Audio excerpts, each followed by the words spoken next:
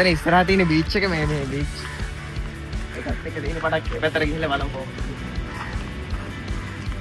මේ කොළඹ බීච් එකට වඩා නම් පොඩක් වෙනස් විතරයි. මගේ ත්‍රිකෝණලිය හාබර් එකත් එක්ක තියෙන බීච් එකක් නිසා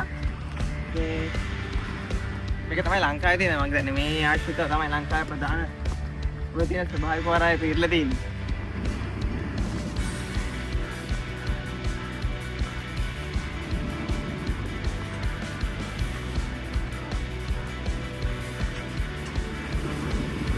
ඊ දවසම ආවට ඊ දවස් බීච් එකට එන්න දරුණා.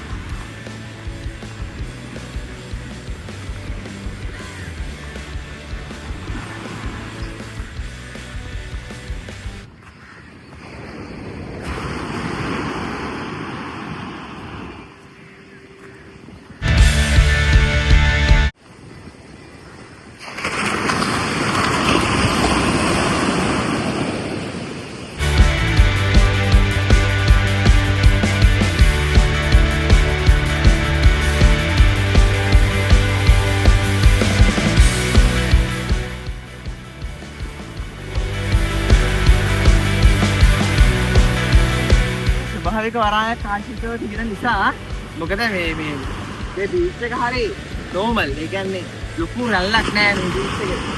ත්‍රිකුණාමලය ආශ්‍රිතව ගොඩාක්ම වෙරළ තීරයන් එහෙම තමයි.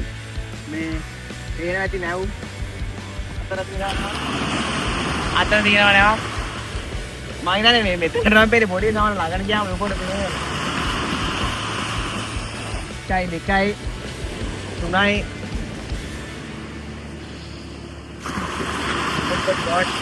ගොඩාක් අය මම හිතන්නේ ත්‍රිකුණාමලය ආශ්‍රිතව තියෙන ගොඩාක් අය මම හිතන්නේ දීවර ප්‍රස්තාවත් එක්ක වැඩිච්ච කට්ටිය තමයි ඉන්නේ ඇත්තට. ත්‍රිකුණාමලය නගරේ ආශ්‍රිතව මේ මොස්කිය බැලුවට පස්සේ ඔයාලට ඒක දකින්න පුළුවන්.